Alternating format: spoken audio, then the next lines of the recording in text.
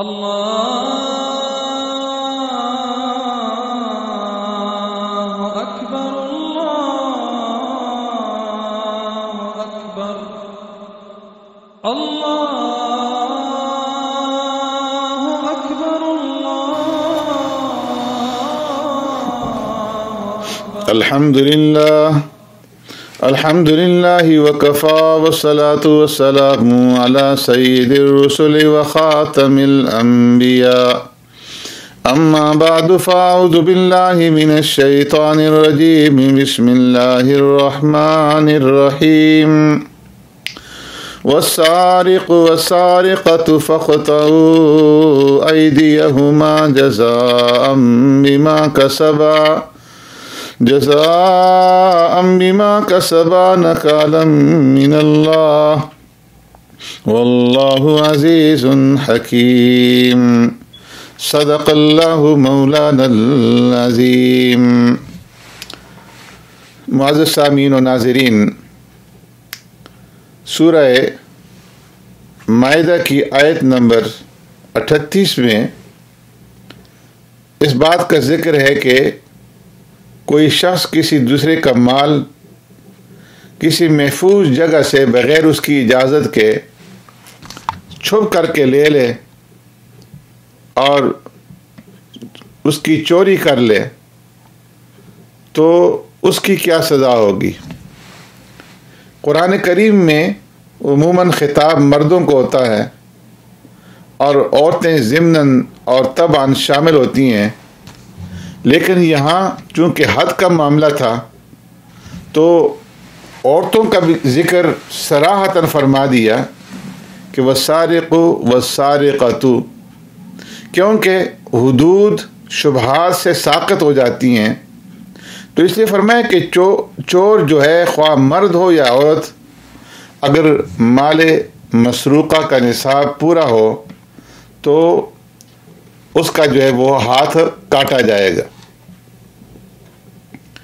کیونکہ چوری کرنا یہ ملک کے امن اور تحفظ کے لیے خطرہ ہے، اور یہ چور ملک کے امن اور تحفظ کے لیے خطرہ بنتے ہیں، لہٰذا ان کو ایسی سزا دینی ضروری ہے کہ جس سے دوسرے لوگ عبرت حاصل کر سکیں. یہاں پر یہ بات بڑی اہمیت کی ہے کہ جو لوگ دوسروں کے لیے خطرہ بنتے ہیں ان کو ایسی عبرتناک سزائیں دی جائیں کہ ان کا تصور ہی انسان کو جرم کے ارتکاب سے روک لے، اور ایسے لوگوں کو سر اٹھانے کا دوبارہ جو ہے وہ موقع نہ ملے جو اجتماعی امن کے لیے خطرہ ثابت ہوں. چند ہاتھ کٹنے سے فرمایا کہ لاکھوں انسانوں کو اگر امن اور سکون میسر آ جاتا ہے تو یہ کوئی گھاٹے کا سودا نہیں ہے. آج کی دنیا جو کہ جرائم کی کثرت کی وجہ سے جہنم کا نمونہ بن چکی ہے، وہ چیخ چیخ کر کے اسلامی قوانین اور حدود کی نفاذ کی دعوت دے رہی. اس کے بعد پھر ڈاکہ زنی، چوری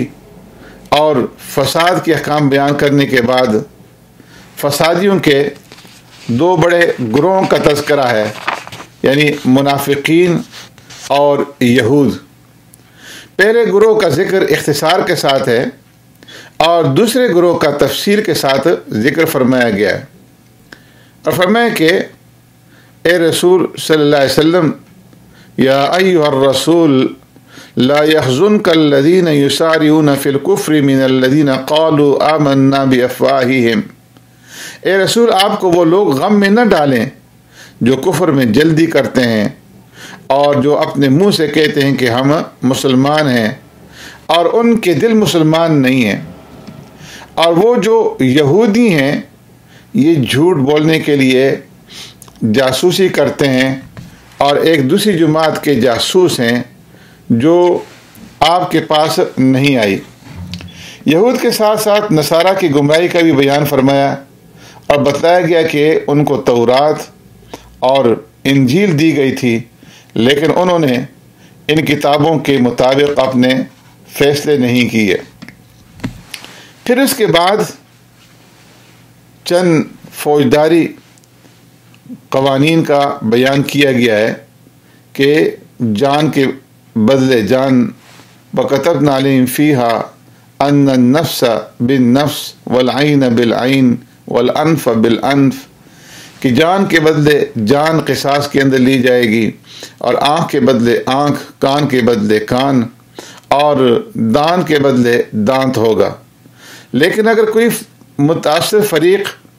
درگزر اور معافی کا فیصلہ کرتا ہے تو اللہ تعالیٰ اس کے لیے گناہوں کی معافی کا وعدہ فرما رہے ہیں۔ اللہ کے بنائے ہوئے قوانین کی مخالفت کی نوعیت دیکھتے ہوئے ان پر عمل درآمد نہ کرنے والے کافر اور فاسق ہیں۔ قرآن کریم سابقہ کتب سماویہ کی تعلیمات کا جامع اور محافظ ہے، لہٰذا پیارے پیغمبر صلی اللہ علیہ وسلم کو حکم دیا گیا کہ یہود و نصارہ کی خواہش کے مطابق قرآنی نظام سے انحراف نہ کیا جائے۔ ہر قوم کے لیے اللہ نے نظام حیات وضع کیا ہوا ہے، اور ہم چاہتے ہیں تو دنیا کے تمام انسانوں کو ایک ہی مذہب کا پابند بنا دیتے، مگر ہم نے ایسا نہیں چاہا۔ دنیا دارالامتحان ہے، اس میں کیے جانے والے جو بھی اعمال ہوں گے انہی کے اوپر اخروی سزا اور جزا کا انحصار ہوگا۔ اس لیے ہر شخص کو اعمال صالحہ میں سبقت کر لینی چاہیے اور ایک دوسرے سے آگے بڑھنے کی کوشش کرنی چاہیے۔ فرمایا کہ انسانوں کے وضع کردہ قوانین جاہلیت پر مبنی ہوتے ہیں، جو فسق اور فجور کی ترویج کا باعث بنتے ہیں۔ یقین اور ایمان کے حاملین کے لیے اللہ سے بہتر قانون سازی کون کر سکتا ہے؟ اس کے بعد مسلمانوں کو یہود اور نصارہ کے ساتھ قلبی دوستی لگانے سے منع کیا گیا ہے۔ یا ایھا الذین آمنوا لا تتخذوا اليہود والنصارى اولیاء، کیونکہ وہ امت اسلامیہ کے سخت ترین دشمن ہیں۔ فرمایا کہ ایمان والو، تم یہود و نصارہ کو دوست نہ بناؤ، وہ آپس میں ایک دوسرے کے دوست ہیں، بعضهم اولیاء و بعض، اور تم میں سے جو ان سے دوستی رکھے گا تو وہ انہی میں سے ہوگا۔ بے شک اللہ تبارک و تعالی ظالم قوم کو ہدایت نہیں دیتا۔ قرآن کریم کی صداقت کا زندہ معجزہ ہم اپنی آنکھوں سے دیکھ رہے ہیں کہ آپس کے شدید مذہبی اور سیاسی اختلافات کے باوجود یہود و نصارہ مسلمانوں کے مقابلے میں متحد ہیں۔ تعجب تو اس بات پر ہے کہ عالم اسلام کے حکمران قرآن کریم کی واضح ہدایات کے باوجود یہود و نصارہ سے اپنے تعلقات اور اپنی پینگیں بڑھاتے ہیں، اور ان کے اشاروں پر بنیاد پرست مسلمانوں پر ظلم اور ستم کے پہاڑ ڈھاتے ہیں۔ پھر فرمایا کہ کفار کے ساتھ جب قلبی دوستی لگائی جائے گی تو اس سے ارتداد کا بھی خطرہ بڑھے گا، اس لیے اگلی آیت میں مسلمانوں کو ارتداد سے، مرتد ہونے سے بچنے کی تلقین کی گئی، کیونکہ ارتداد سے سارے اعمال باطل اور ضائع ہو جاتے ہیں، اور انسان پر ہمیشہ کے لیے دوزخ واجب ہو جاتی ہے۔ اور ساتھ ہی یہ بھی وضاحت کر دی گئی کہ اللہ کا دین تمہارا محتاج نہیں،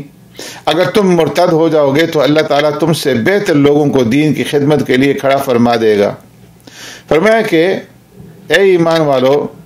اگر کوئی تم میں سے اپنے دین سے پھر جائے گا تو اللہ تبارک و تعالیٰ ایسے لوگوں کو پیدا فرما دے گا کہ جن کو وہ دوست رکھے اور جسے وہ دوست رکھیں، اور جو مومنوں کے حق میں نرمی کریں اور کافروں سے سختی سے پیش آئیں، اللہ کی راہ میں جہاد کریں اور کسی ملامت کرنے والے کی ملامت سے نہ ڈریں۔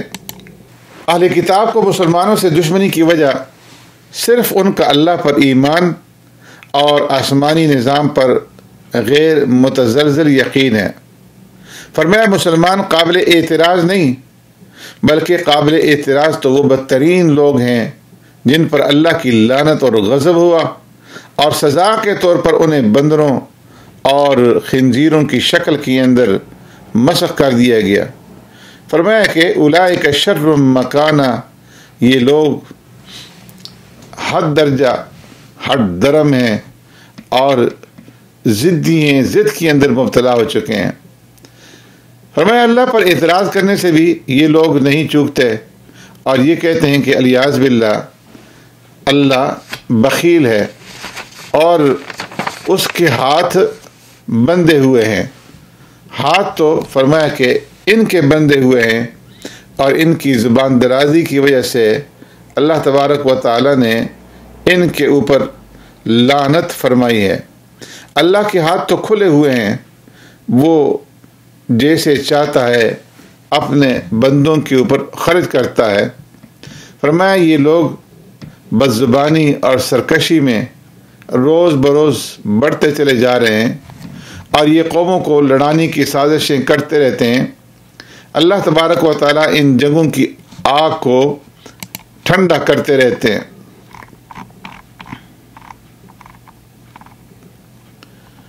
پھر اس کے بعد آقا نامدار سرور کائنات رحمت دو عالم صلی اللہ علیہ وسلم کو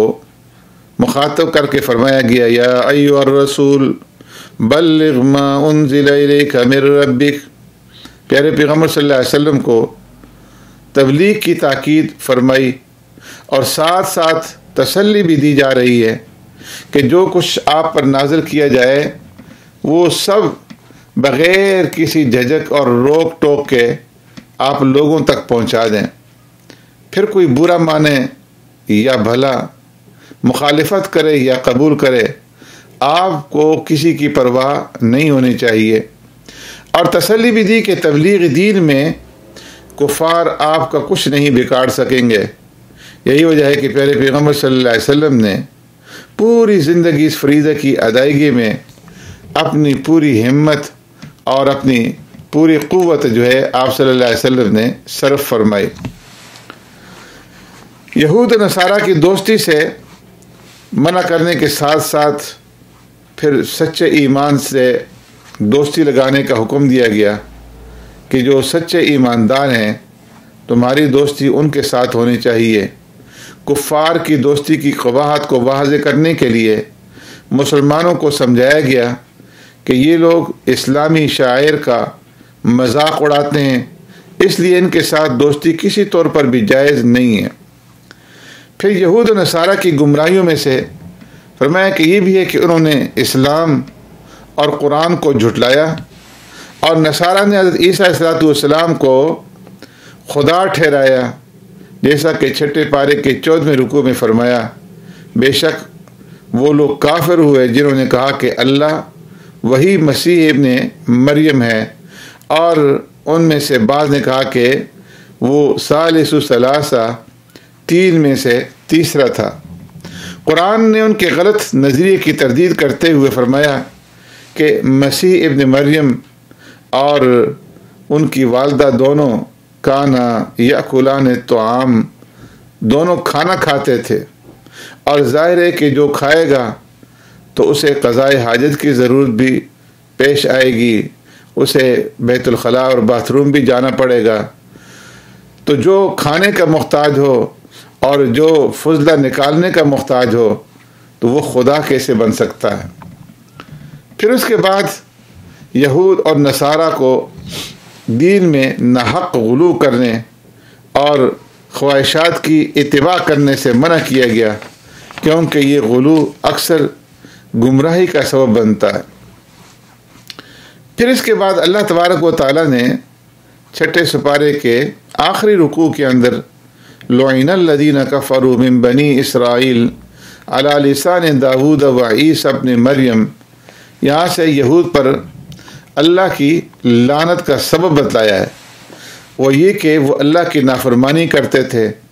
اور حد سے تجاوز کر جاتے تھے اور ایک دوسرے کو برے کاموں سے منع نہیں کرتے تھے۔ یہ سبب ذکر کر کے اصل میں پیارے پیغمبر صلی اللہ علیہ وسلم کی امت کو سمجھایا گیا کہ وہ امر بالمعروف اور نہی عن المنکر کرتے رہیں، وگرنہ ان پر بھی ویسے ہی اللہ کی لعنت ہو سکتی ہے جیسا کہ بنی اسرائیل پر لعنت ہوئی۔ اور یہ بات خود پیارے پیغمبر صلی اللہ علیہ وسلم نے ایک روایت میں ارشاد فرمائی۔ ترمذی کی روایت ہے کہ پیارے پیغمبر صلی اللہ علیہ وسلم نے ارشاد فرمایا، جب بنی اسرائیل معاصی اور گناہوں میں مبتلا ہوئے تو ان کے علماء نے انہیں منع کیا مگر وہ باز نہ آئے، ان کی مجلسوں میں بیٹھتے رہے اور ان کے ساتھ کھاتے پیتے بھی رہے، چنانچہ اللہ نے ان سب کے دلوں کو ایک جیسا کر دیا اور داؤد اور عیسیٰ ابن مریم علیہ السلام کی زبان سے ان پر لعنت فرمائی، یہ اس لیے کہ وہ نافرمانی کرتے تھے اور حد سے تجاوز کر جاتے تھے۔ پیارے پیغمبر صلی اللہ علیہ وسلم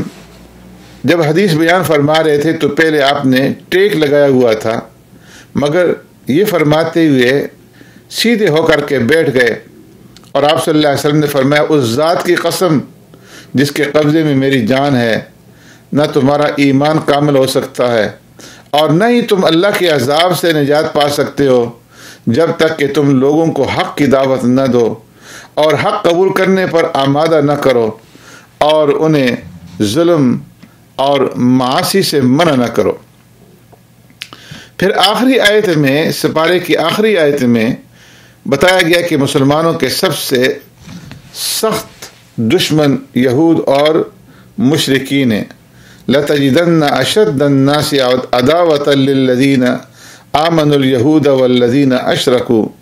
وَلَتَجِدَنَّ أَقْرَبَهُمْ مَوَدَّةً لِلَّذِينَ آمَنُوا الَّذِينَ قَالُوا إِنَّا نَصَارَى۔ فرمایا کہ مسلمانوں کے سب سے سخت دشمن یہود اور مشرکین ہیں، اور قرآن کے اس دعوے پر یہود کی پوری تاریخ گواہ ہے۔ البتہ جو واقعی اور حقیقی نصارہ ہیں، فرمایا کہ وہ مسلمانوں کے لیے اپنے دلوں میں نرم گوشہ رکھتے ہیں۔ آج ہمیں جن نصارہ کا سامنا کرنا پڑ رہا ہے وہ حقیقت میں وہ نصارہ نہیں جو حضرت عیسیٰ علیہ السلام کی تعلیمات پر عمل کرنے والے ہیں۔ ان کی اکثریت تو فکر و عمل کے اعتبار سے یہود کے رنگ میں رنگی ہوئی ہے۔ بے شمار ایسے ہیں کہ جو ملحد ہیں اور بے دین ہیں، صرف نام کے عیسائی ہیں، اور باقی جو بچتے ہیں تو وہ مسخ شدہ عیسائیت پر عمل پیرا ہیں، اور نصرانیت حقیقی معنی میں آج جو ہے وہ کہیں بھی نہیں پائی جاتی۔ سبحانک اللہم و بحمدک، نشہد ان لا الہ الا انت، نستغفرک و نتوب الیک۔